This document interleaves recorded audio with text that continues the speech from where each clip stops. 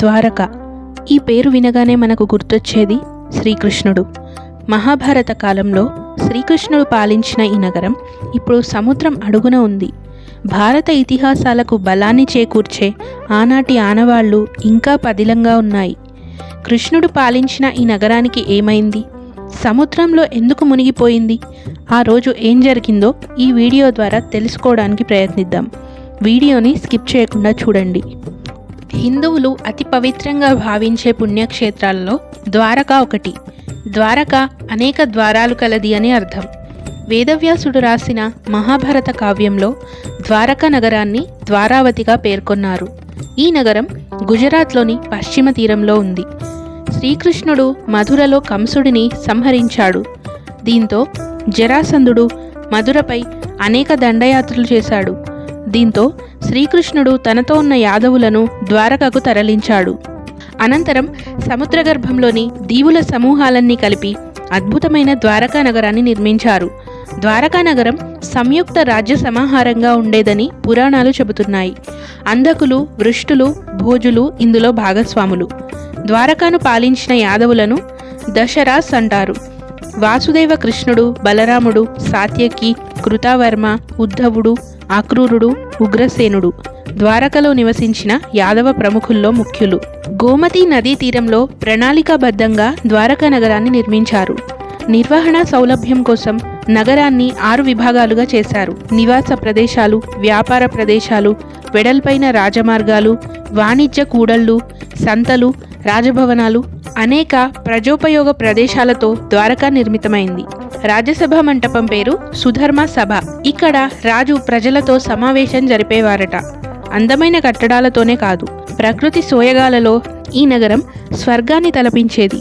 సముద్ర తీరంతో ఆ ప్రాంతం ఆహ్లాదకరంగా ఉండేది. కురుక్షేత్ర యుద్ధం జరిగిన 16 సంవత్సరాల తర్వాత ఈ నగరం సముద్ర గర్భంలో కలిసిపోయింది. మహాభారత యుద్ధం క్రీస్తు పూర్వం 3138లో జరిగింది. ఆ తర్వాత 36 ఏళ్లు శ్రీకృష్ణుడు ద్వారకలో నివసించాడు. కృష్ణుడి తర్వాత యాదవ రాజులు పరస్పరం తమలో తామే కలహించుకోవడం వల్ల సామ్రాజ్యం పతనమైనట్లు చెబుతారు. యాదవ కులం కూడా అంతఃకలహాలతో నశిస్తుందని గాంధారి శపించింది. యాదవ సామ్రాజ్య పతనం తర్వాత బలరాముడు యోగం ద్వారా దేహాన్ని త్యజించాడు. కృష్ణుడు అరణ్యాలకు వెళ్ళాడు. అక్కడి నుంచి నేరుగా స్వర్గానికి వెళ్ళాడని మహాభారతంలో ఉంది. అయితే ఒక బోయవాడి బాణం వలన కృష్ణుడు గాయపడి దేహాన్ని త్యజించాడని మరికొన్ని పురాణాలలో ఉంది. శ్రీకృష్ణుడు 120 ఏళ్లు జీవించినట్లు చరిత్ర చెబుతోంది. ఈయన నిర్యాణం చెందగానే సముద్రంలో భారీ ప్రళయం ఏర్పడి ద్వారకను ముంచెత్తిందని తెలుస్తోంది. ఆ రోజు సముద్రుడు ఉవ్వెత్తున ఎగిసిపడటం తాను చూశానని అర్జునుడు మహాభారతంలో పేర్కొనడం గమనార్హం. అయితే ద్వారక మునిగిపోయిన రోజు అసలు ఏం జరిగింది? ప్రళయానికి ముందు భారీ గాలులు వీచాయి. ప్రజలు నివాసాల్లో మట్టిపాత్రలు వాటికవే పగిలిపోవడం మొదలయ్యాయి. భారీ విపత్తుకు ఇవి సంకేతాలని భావించిన శ్రీకృష్ణుడు అందరినీ సమావేశపరిచి పవిత్ర సముద్ర స్నానం చేయాలని ఆదేశించాడు.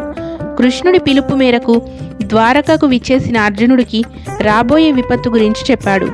మరో వారం రోజుల్లో ద్వారకా సముద్రంలో మునిగిపోనుందని తెలిపాడు. ద్వారక ప్రజలను సురక్షిత ప్రాంతానికి తరలించాలని సూచించాడు.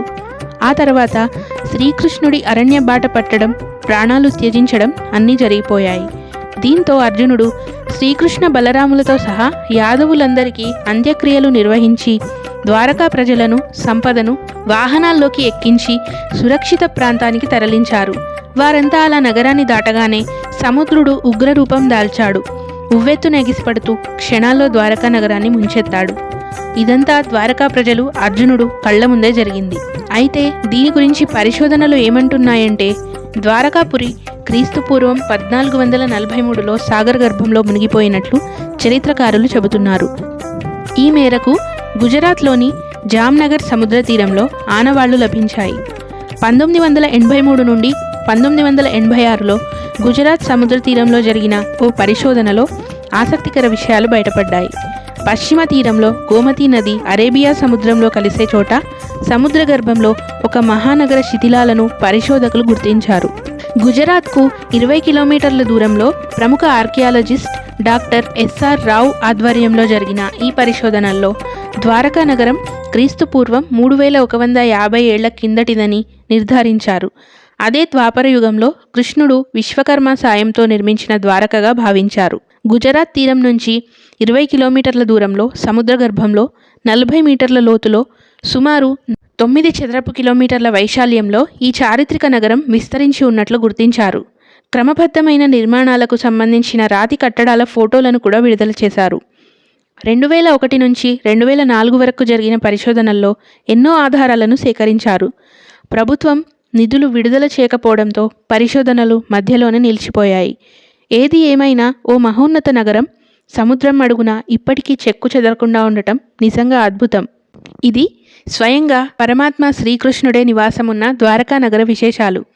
ఈ వీడియో కనుక మీకు నచ్చినట్లయితే వీడియోని లైక్ చేయండి, షేర్ చేయండి.